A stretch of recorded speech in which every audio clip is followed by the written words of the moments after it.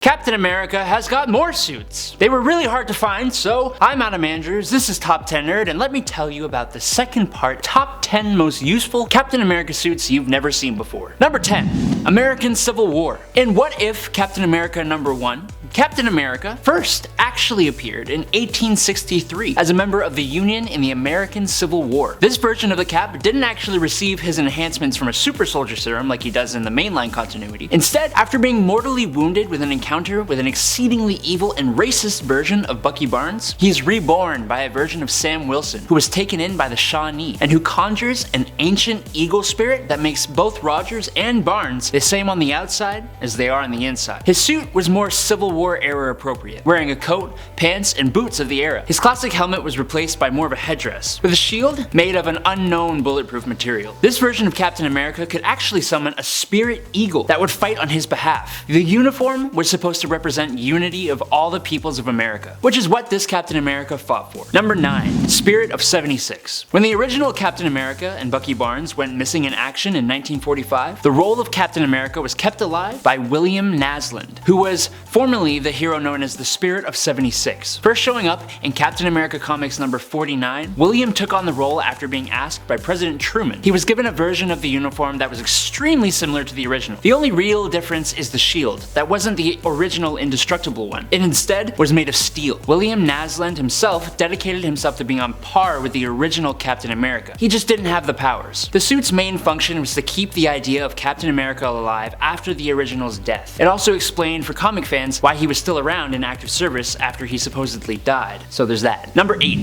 The Captain. First appearing as just the Captain in Captain America number 337, Steve Rogers found himself unable to merely follow orders as a simple soldier, especially after the events of the government that led to him becoming nomad. He resigned the Captain America mantle, even surrendering his shield to the new Captain America John Walker. He took up a new adamantium-based shield, and with a new uniform, he went on as a subtly different titled hero. His suit as the Captain was black instead of blue, with a red and white striped chest and red gloves and boots. The suit itself did nothing different on its own, but it allowed him to continue fighting as a hero, and eventually it was passed on to John Walker when he became US agent. Hold up guys, I just want to say a quick thanks for watching. If you could toss your shields at that like and subscribe button, it would really help us out here. Also, while I have your attention, I wanted to just let you all know about Top 10 Nerd on Facebook. If you head over there, you can find more content from us. Alright, enough promotion, on to the rest of the list. Number 7. Bucky Barnes. We spoke about Sam Wilson taking up the Captain America mantle in the last video, but what about when Bucky donned the shield back in 2005?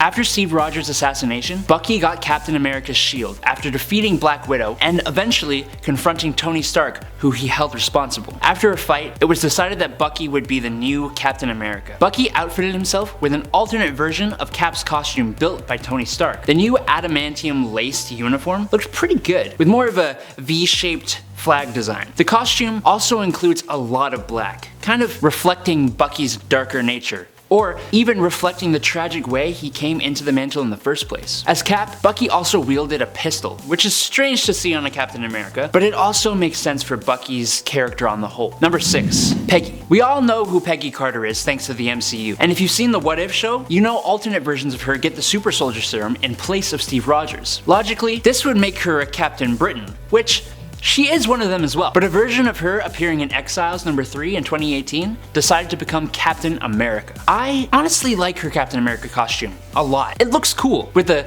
collared shirt underneath and with the shoulder straps, but it also plays to Peggy's more tactical approach, more spy and espionage vibes, I think. Plus, it's just a great concept. Number 5. Secret Avengers. When Steve Rogers became Commander Rogers of the Secret Avengers, he adopted a new suit design. It's actually very similar to and was the inspiration for the MCU Captain America Winter Soldier suit. The suit itself is more subtle, featuring a darker blue color with a silver star emblem and stripe design. It reflects the serious, darker tone of both the Secret Avengers stories and that MCU movie. In the movie, it is referred to as the stealth suit and offers more maneuverability and a more Kevlar armored design. It's also Chris Evans' favorite suit. It's a suit that allows Steve to step out of the role of Captain America, always doing what is expected, and instead act as himself and make the tough calls. Number 4.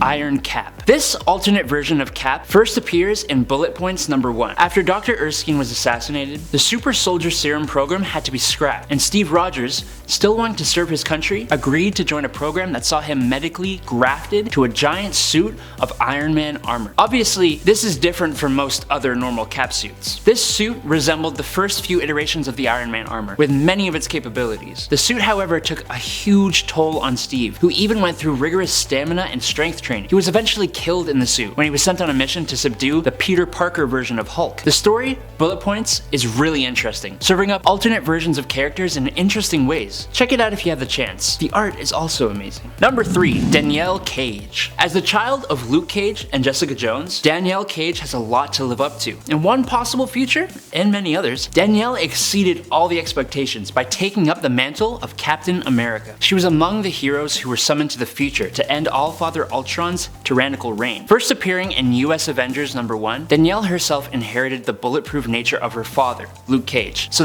that's one thing that her, and by extension her suit, has over the usual Captain America uniform. But she also inherited the powers of her mother. She's one tough gal. Another interesting point about her is that her shield is a replica of the original Cap shield that is also a voice-commanded drone. But as she always reminds her villains, she doesn't just throw the shield, she is the shield. Number 2. Gladiator Cap. In the battle world, there are many lands that hold mystery and enchantment, but none as much or with as much savageness as the Green Land. First appearing in Planet Hulk #1, this version of Captain America is a fighter in the battle world Colosseum on the outskirts of Doomstat, and he fights alongside a giant red T-Rex named Devil. That, just right there, is enough to sell me on this comic. This version of Cap wields a battle axe, alongside a shield that I'm assuming is not vibranium, but it takes a beating, so who knows. He also wears battle armor in true gladiator fashion with long blonde hair and no helmet. He is sent by God Emperor Doom and Sheriff Strange to go into the Green Land, which is basically inhabited by Hulks, and eliminate the Red King, who's a Red Hulk. It's Gladiator Steve Rogers with a battle-bound T-Rex. Just